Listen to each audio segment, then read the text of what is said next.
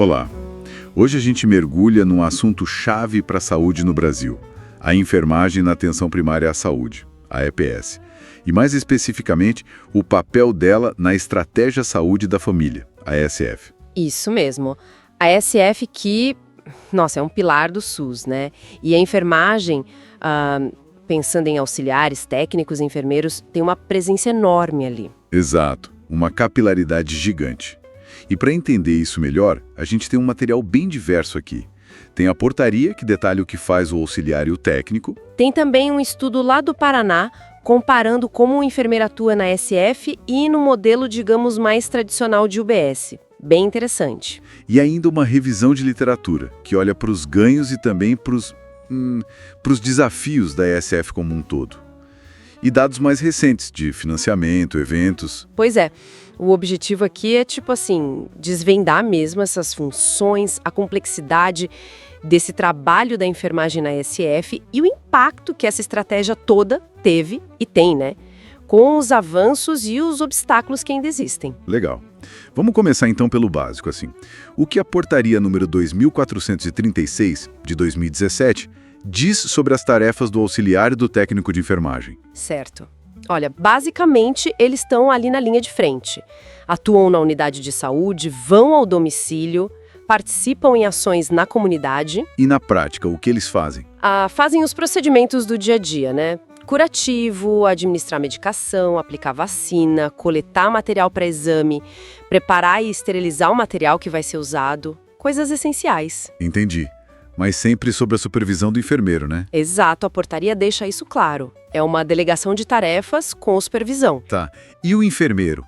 Pelo que a gente viu, o escopo dele parece bem mais abrangente. Sem dúvida. O enfermeiro na IS, ele atua tanto na assistência direta quanto na gestão da equipe, da unidade, faz educação em saúde, gerencia programas, é visto até como um agente de mudança, sabe? E aquele estudo do Paraná que você mencionou? Ele mostra bem essa diferença? Mostra, sim. Ele comparou enfermeiros da IS com enfermeiros de UBS mais tradicionais. E, claro que tem semelhanças, né? Ambos cuidam da população da área, registram o que fazem. O básico da atenção primária. Isso. Mas a IS se destacou mais em algumas coisas. Tipo no acolhimento, aquela escuta inicial mais qualificada. Nas reuniões de equipe, que são mais frequentes e estruturadas. Faz sentido, a IS preza muito pelo trabalho em equipe. Exato. E também no gerenciamento dos agentes comunitários de saúde, os ACS, e no vínculo com o território, em conhecer a realidade local, monitorar indicadores. Entendi a diferença. Mais voltado para a comunidade mesmo. Mas, e as dificuldades?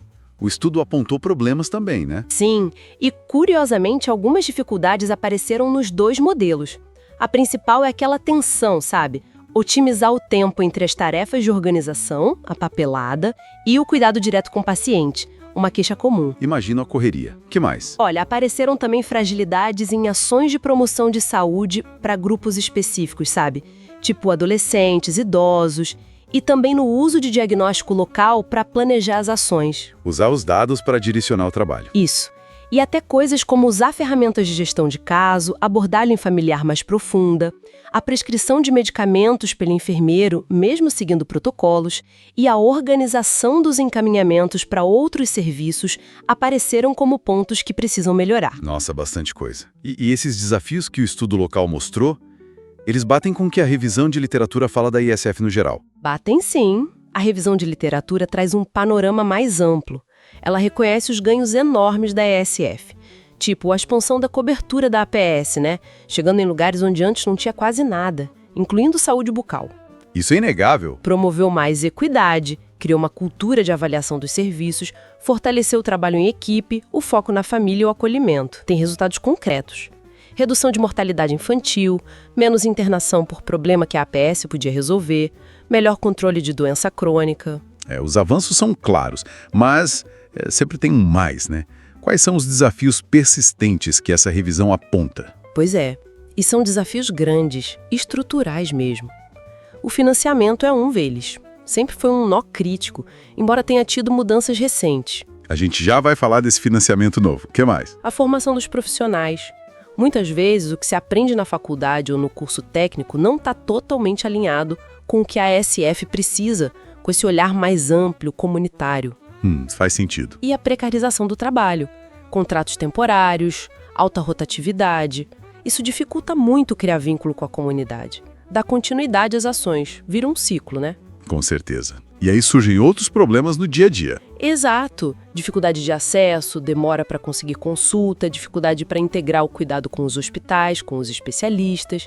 Às vezes o planejamento das ações não é o ideal, a comunidade participa pouco. E tem o risco de voltar para o modelo antigo, focado só na doença. Tem sim. O risco de reproduzir o modelo biomédico, esquecer dos determinantes sociais, da prevenção, e ainda tem lacunas em áreas específicas, como saúde mental, saúde do adolescente, HIV, drogas, áreas que exigem um olhar mais atento. Complexo. E sobre o financiamento que você mencionou como nó crítico, teve mudança agora em 2024, né? Teve. Entrou em vigor uma nova forma de calcular o repasse federal para as equipes.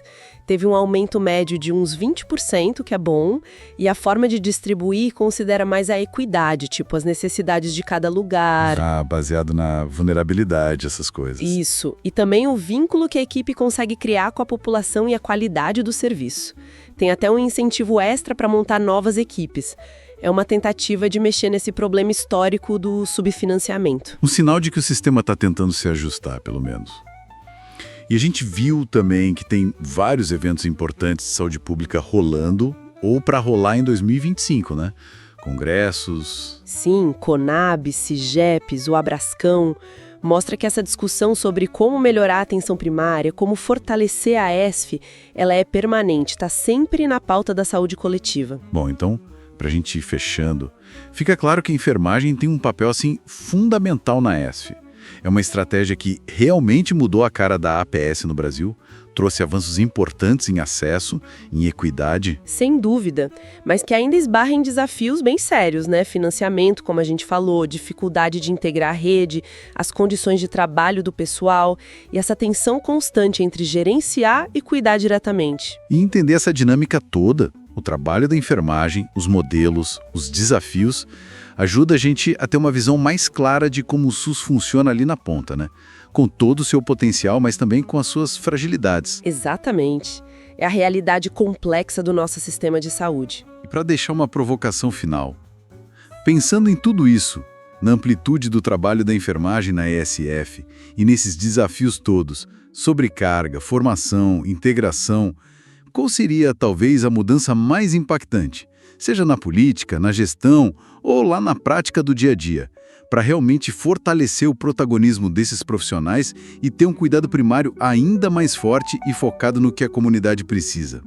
Fica aí a reflexão. Muito obrigado por ouvir esse podcast até o final. Se você gostou, considere se inscrever e deixar um like. Até a próxima!